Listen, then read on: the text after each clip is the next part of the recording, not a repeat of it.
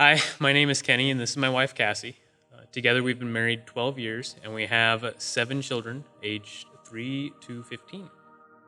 We ended up meeting in high school, and what we didn't know is that even while we met early, we had life experiences that would translate into affecting the rest of our marriage.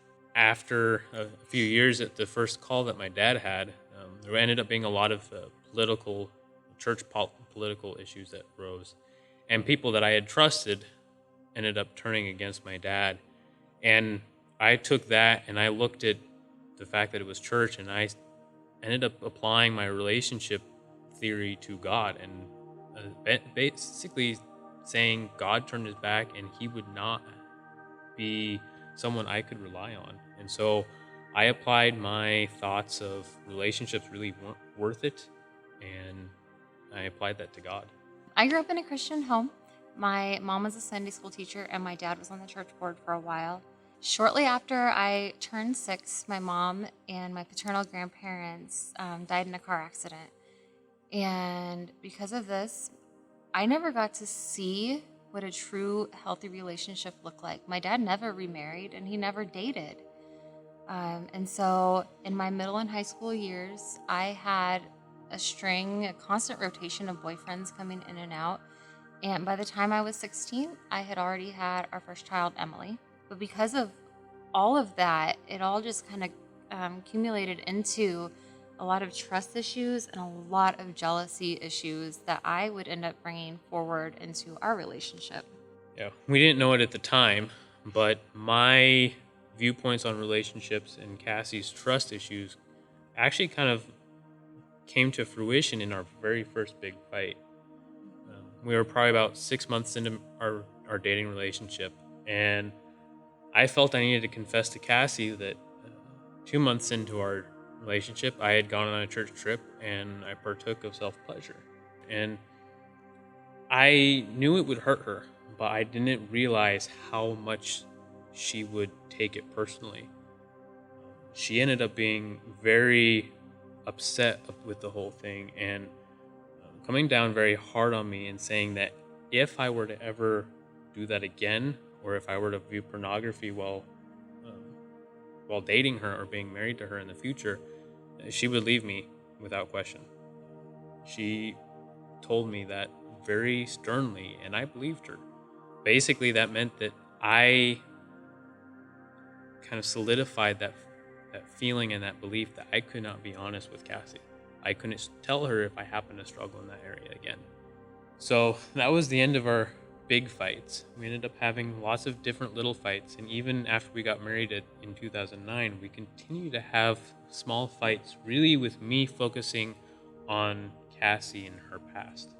So, fast forward to 2014, we were on a trip with our family out to Denver, Colorado. It was Kenny's great grandma's 100th birthday. And so, we were going to have this big bash, and it was supposed to be this happy, happy weekend. Except on the way out, I had to use his phone for some reason, and I don't even remember why, but I unlocked his phone, and on it was erotica. And I looked at it, I kind of looked up at him and questioned him because he was driving. And he was like, oh, no, no, no, it wasn't me. The kids must have done something or pushed a button, or there may have been an ad on something I was looking at. And maybe I accidentally touched it and locked my phone and put it in my pocket. I wasn't very happy. So, obviously. And so, for the rest of the trip, for that long weekend, I didn't even talk to him. I completely ignored him. And it wasn't until we were on our way back that I brought it up again and questioned him. And at that point, he got angry and very defensive and told me that the reason it was on there was all my fault. Looking back, I can't explain how I took my reality and tried to make it work in the real world. I blamed her for it, and I was portraying myself as like a sacrificial lamb. That I was hurting myself so that our marriage would be better. Everything I did was her fault. I told her that that was all I had done, and that was it. I continued to lie to her at that point that I was using and looking at pornography on a regular basis. So, fast forward a couple years from that, we'd already moved our whole family to Erie. We started coming to FAC in 2015. I was involved in MOPS. Kenny was involved with the men's group. And we looked like this really happy family. And that was not the truth of what was actually happening at home. We were constantly fighting. And they'd be little fights and that would escalate. And a lot of it was because of me and a lot of the struggles that I was having. I had a secret life that I hid from Kassi, and then I had my life with Kassi that people didn't see. So I was trying to live so many different lives and separate them that things were seeping. I had built a wall between my secret life and my life with Kassi, and I was constantly having anxiety from fear that she was going to find something that I didn't want her to find. I was very careful in hiding my tracks, and I knew it. But regardless, I was afraid she was going to find it. And that gave me a lot of anxiety. I was stressed. I would get angry at the littlest things, and it really made it to where I was struggling to control my temper.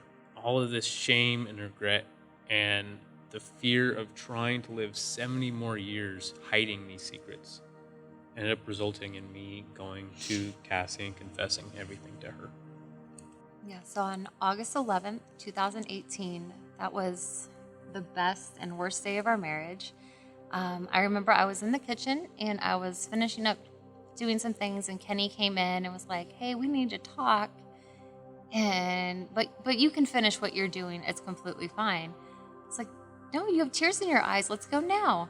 So we went and we sat down on the couch, and the kids were in bed, and he just confessed everything. He confessed about all the sexual sin that he had been struggling with through our entire marriage. And if this had been a couple of years earlier, I would have been livid. I would have picked up the kids. I would have left. Like I was a, you don't do this. There's no ifs, ands, or buts. If you do this, I'm gone. But that night, there can only be, it can only be described as having the Holy Spirit coming over me, because all I wanted to do was give him grace and to hold him and to tell him it was going to be okay and to forgive him. That night was definitely the turning point.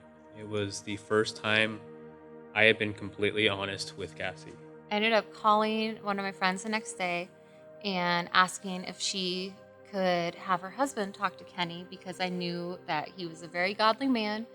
And thankfully for us, we were blessed with both of them to come alongside us and walk through this whole healing journey together. We know now how this can only be overcome through community. Mm-hmm. It's just going to keep growing if we keep it secret. So the combination of community and honesty really started changing and helping us heal. The next 9 months were not easy, however. I ended up taking a couple different courses through the Pure Desires Ministry, and through that, I started learning about the emotional and chemical things that go on inside your mind and your body when you partake of pornography like I had. We learned how I had spent 16 years self-medicating pain and stress through the use of pornography and self-pleasure, and that doesn't get fixed overnight. The reason why we are sharing our testimony is because we want anyone who's struggling, or if you've been the spouse like me and you've been betrayed, or you know someone who's struggling or has been betrayed, we want you to know there's a community out here that wants to walk alongside you and help you get through this, because you can't do it alone.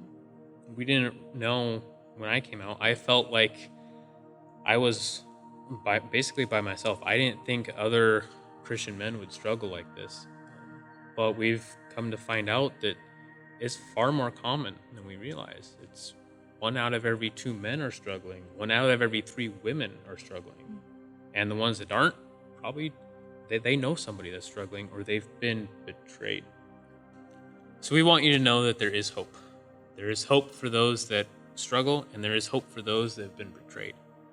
It may not be easy to overcome, and it may not be easy to rebuild that relationship and that trust, but it can be done with a lot of hard work and coming alongside a community and learning the tools that it takes to overcome these sexual struggles. You can break free and you can have a marriage that frankly is better than you can ever imagine.